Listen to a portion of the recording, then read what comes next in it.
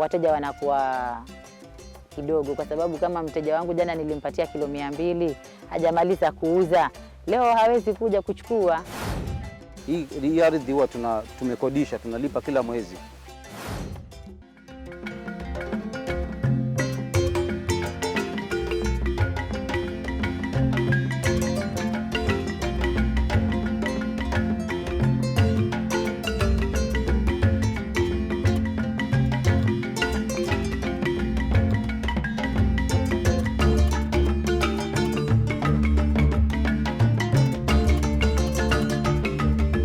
For millions, the Indian Ocean provides food, sustains communities, carries the rich traditions of coastal life.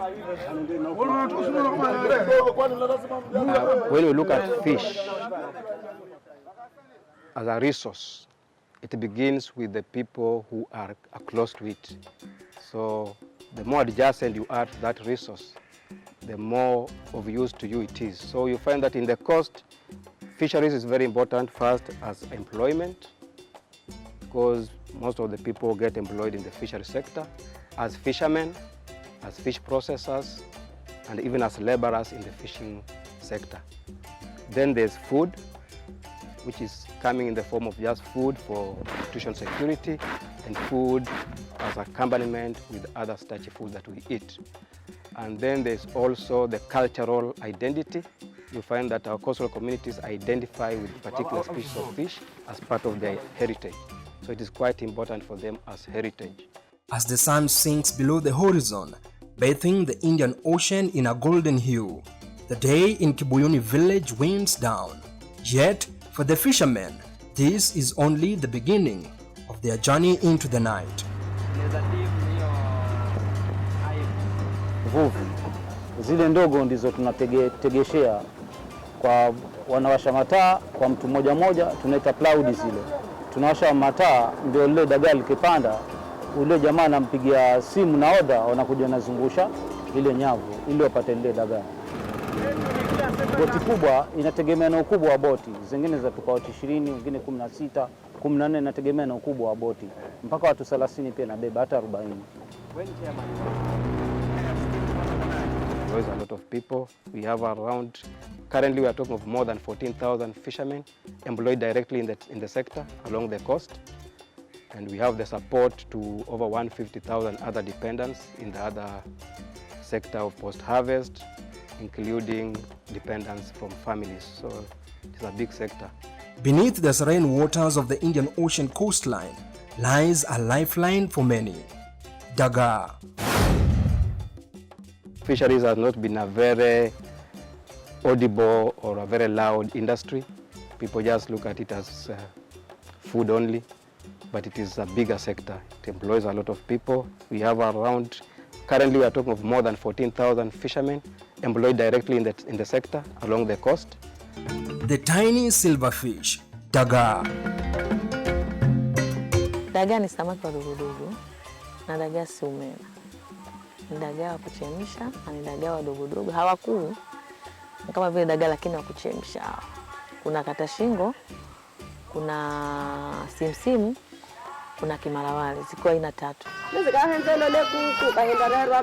Dagaa, and even in the culinary world, in their sizes and also the habitat that they inhabit, we have 2 distinct groups. So we have the sardines and we have the anchovies. So if you go to a market and you buy a fish that is too salty and it is narrow-bodied and it looks like the flesh is reddish, whitish, pinkish, that is anchovy. And they are usually smaller than the sardines. And these other ones may range from 10 to 25 centimeters. As waves gently slap against fishing boats, these fish do more than nourish families. They drive local economies and empower women seeking financial independence. Hii kazi ya dagaa imenisaidia. Watoto wangu wanasoma na pata pesa na walipia ada. Alafu napatia chakula kwa kutoka na hii kazi. Na mimi mwenyewe pia nanisaidia, najenga.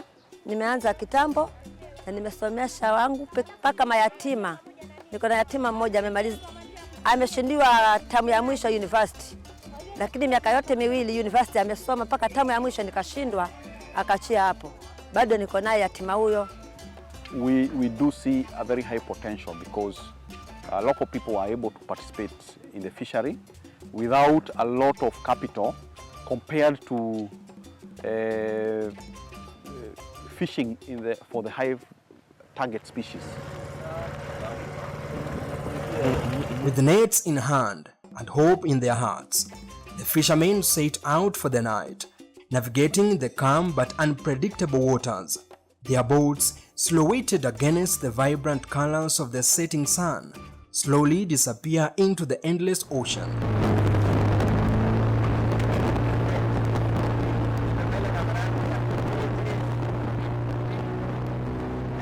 As the sun falls, their journey into the unknown begins, a routine as old as the Indian Ocean itself, yet vital to the lifeblood of Kibuyuni. It's 5:45 p.m. We woke up at 3 a.m. today, tracing the Daga story, and today we'll be sleeping in the ocean, tracking the Daga story and how the Daga story, the Daga fisheries component is impacting the blue economy in the coastal region.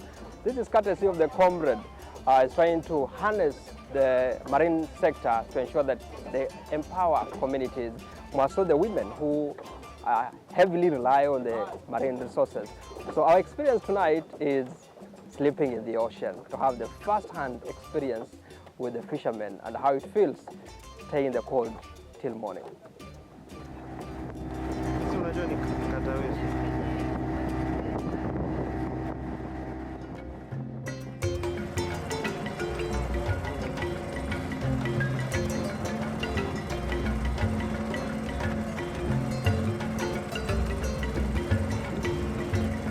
As the first light of the dawn breaks over the Indian Ocean, the fishermen of Kibuyuni slowly guide their boats to the shore, exhausted but triumph after a long night at the ocean. Waiting patiently on the sandy shores are the village women, their faces filled with quiet anticipation. These women central to the community's economy. Kwa hiyo kazi zetu hizi za madagaa, kipato changu kiko sawa, naona vizuri tu, lakini kule ambako tunapeleka sokoni napeleka mwenyewe. Kazi ya dagaa nimeifanya kwa miaka 6 na ninaona vizuri, wanangu wanasoma na mimi mwenyewe mifugo ninayo.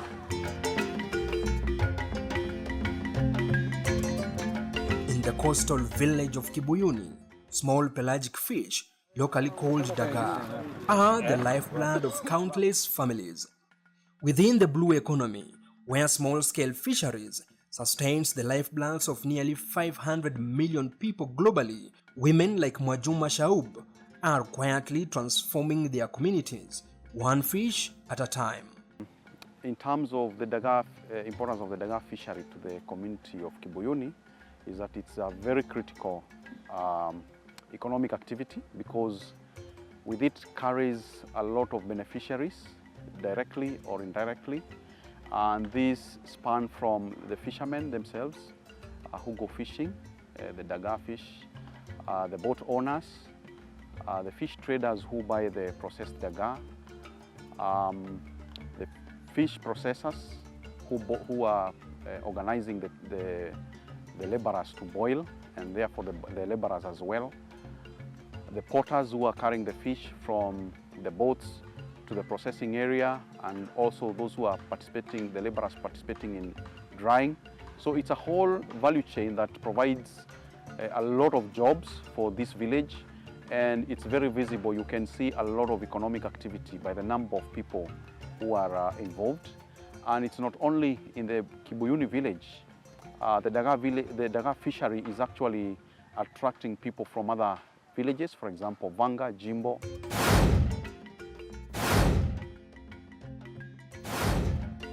Mwajuma, a mother of 6, has spent 4 decades building her life around the sea.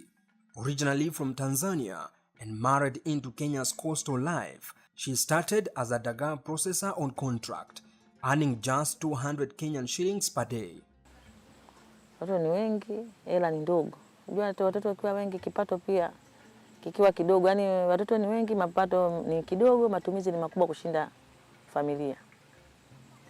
Ndio mimi nikaingia huko kwenye madagaa, mimi nimeshabuni kazi nyingine. Nilianza na shilingi 2000 tu. Zamani shilingi 2000 ulikuwa pata tenga hizi mbili.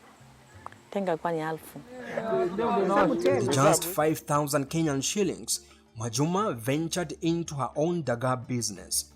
What started as a small operation has now grown into a thriving enterprise. Kenda imerudi ko samaki, dagaa. Samaki, dagaa. Mpaka Mwenyezi Mungu akatujalia, tukasema sasa kuna uvuvi mbadala. Watu kaanza migomogoma wa uvuvi wa uchana. Tukasema tuwafanye usiku. Tukafanya mbadala, tukatafuta chombo chingine nikachonga, nikapata nikachonga chingine cha kwanza, kachonga cha pili, cha tatu.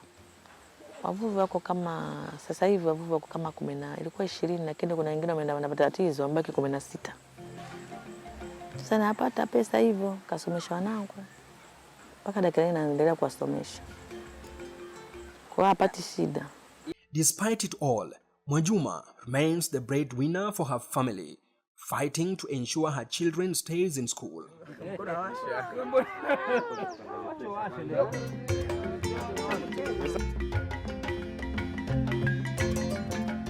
Kibuyuni Beach Management Unit supports over 360 fishermen and 300 households. With 40 tons of dagaa landing here annually, the economic impact is undeniable. The micro MSMEs, as we call them, are the leading in terms of employment in the country now at 93%. Most of them are still micro, but most of them are able to put food on the table. We meet Saumu Shahid from Fisheries village, another successful dagaa processor who started as a vendor. She now runs a large business that sells dagaa beyond her village. Nikaanza na ndoo moja ambayo nilinunua wakati huo ilikuwa bado bei iko rahisi kidogo. Ndoo moja nilinunua kwa shilingi 600. Nikachemshiwa, nikalipa shilingi 100. Maana nilikuwa sina kifaa chochote cha kuchemsha. Ikawa imenigharimu kwa shilingi 700. Lakini nilipokuja kuuza sasa venye mimi nauza huku, maana nilikuwa nauza kwa kibanda, iliniletea faida mara 2 ya ile mali. Sasa ndio akili yangu ikaanza kupanuka kuwa hii biashara basi ni nzuri, wacha nijipange nifanye nini, niende.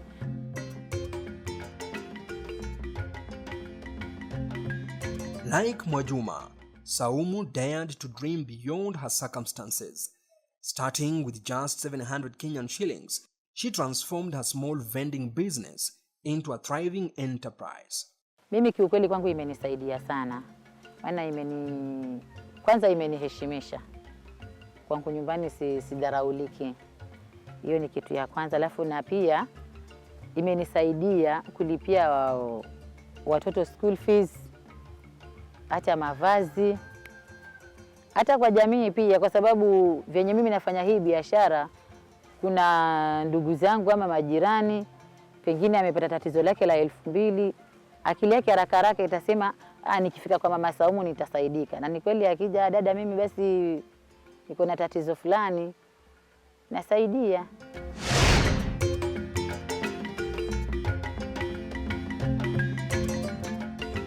Fatuma Kalama, another inspiring mother of 8, having been in the dagaa processing industry for 6 years, Fatuma has not only built a successful business but also created job opportunities for women in her community, responding to the growing demands of her enterprise. Sisi kuanza kuja hapa, tumekuja wanawake 5 tu. Ndio tukaanza, wanawake 5 tu. Ndio tukaanza hapa.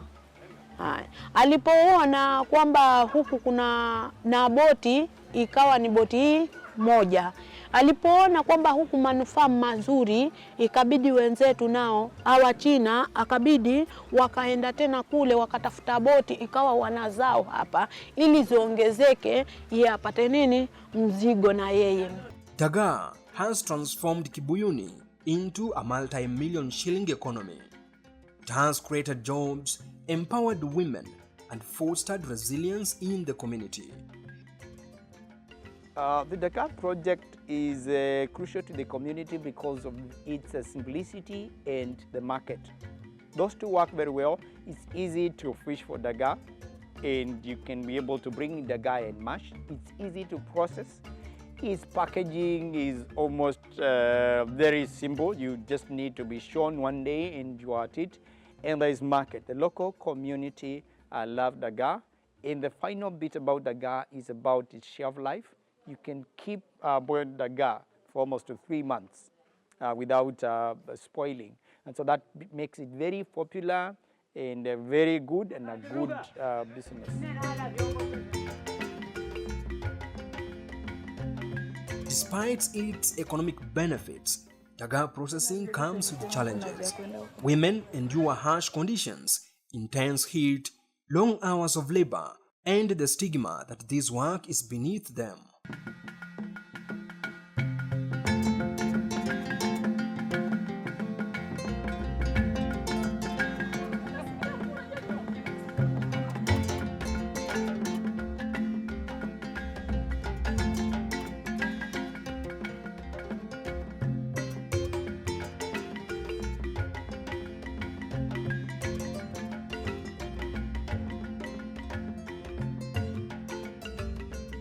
This is a bundle of pieces of firewood that are extracted from the nearby forest, and it costs at least $1 or $2 when as is sold directly to the vendors here or the processors of Dagaa. Mom, hii huwa mnabeba kila siku? Na ni mzito. Kwa siku natumia kuni kiasi gani kuchemsha? Miwili. Na zote zinaisha.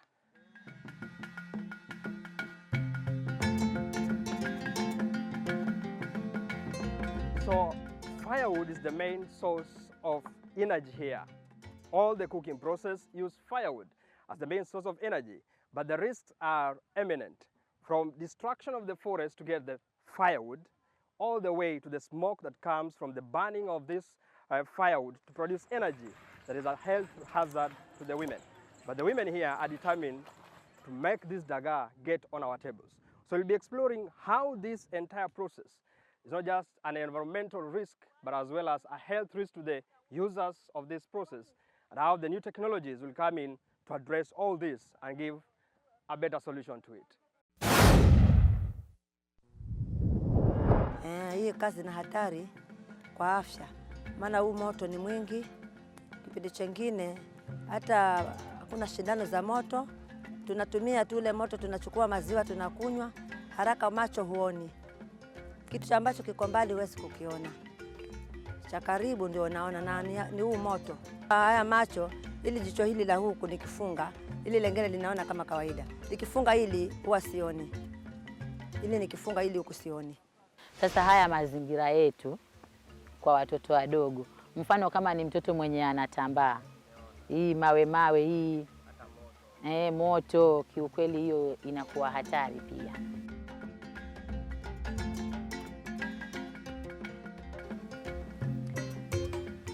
Kuna changamoto kwanza za hali ya weather. Unaweza kununua dagaa uje nao kama hapo umechemsha, mvua ianze, hiyo mali yote itaoza. Mimi niliwahi kuharibikiwa ni mali ya 40,000 kwa siku moja. Kwa hiyo changamoto ya kwanza kubwa ni mvua. Alafu changamoto ya pili, wakati dagaa linapopatikana kwa wingi, wateja huwa wanapungua. Sasa ni kwamba kule kwenye jamii hatuheshimiki yani.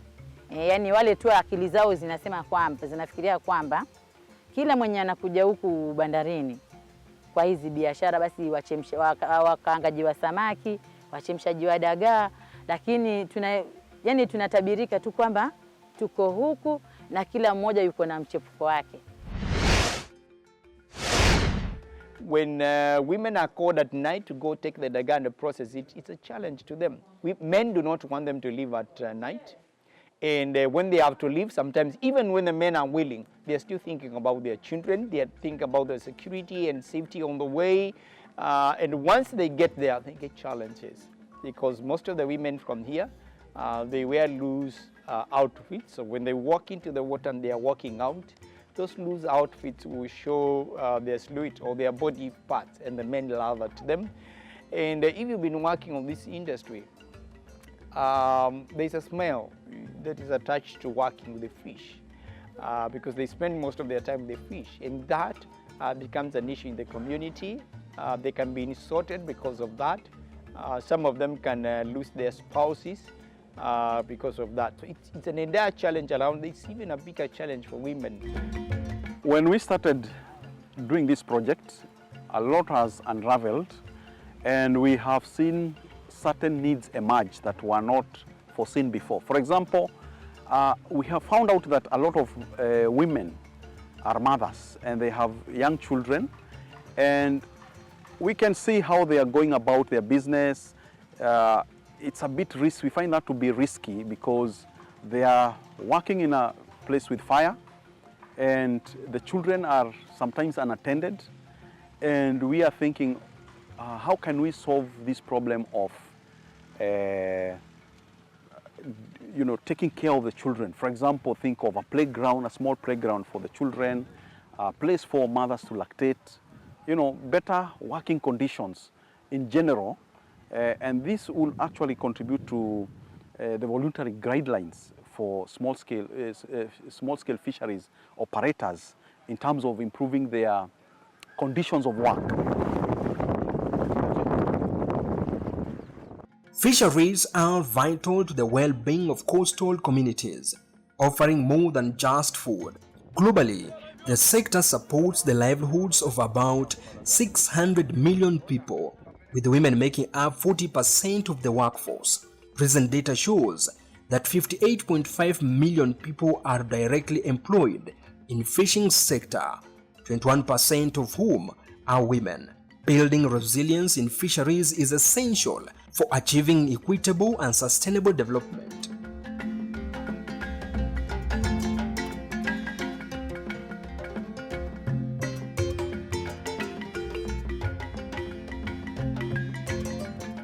Kwamba ninapewa hiyo mafunzo, si kwamba nimeanza tu hapa. Nimeanza tu kupitia mafunzo. Kwamba naona ni vizuri. Manake utaona wale wanao vizuri, watoto wanasoma vizuri, hupate matatizo yote kuliko kuwa huna hata biashara. Utakuta kwamba umezaa na watoto hujui ufanyeje. Watoto ukifika hapo kama hawasome, hawaendi shule, wapo wanaenda kwa kuparamia minazi ya watu, kwa kuiba. Sasa itakuwa nini? Si ni kujiregesha nyuma. Lakini kama kuna pesa ya kujiwezesha kwamba mtu aendeleze na biashara, ni sawa. Hayo mimi vile ambavyo nataka huu mradi uende, tupate hiyo mikopo, tupate manufaa, hata watoto wetu waje wapate manufaa zaidi. Ajue kwamba mama wameanza hivyo, maana paka ujifunze nyuma. Paka ujiongoze mwenyewe ndo uongoze wenzio.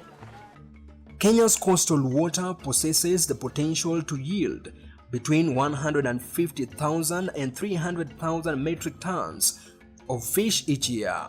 Yet, current harvesting figures are alarmingly low, with only 9,000 metric tons being caught annually. In 2022, Kwale County stood out by contributing 42% of the total marine landings, followed closely by Kilifi and Lamu counties. Fisheries contribution to GDP, we are currently at approximately 0.6 to 0.7, slightly moved above from 0.5 that has been previously recorded. And we are looking forward to improving on this. So most of the fisheries contribution has been coming from the freshwater systems, which have been bringing around 67 to 68%. And then marine has been bringing in around 15%, and then aquaculture around 11%. And then we have been getting around 4 to 6% from imports.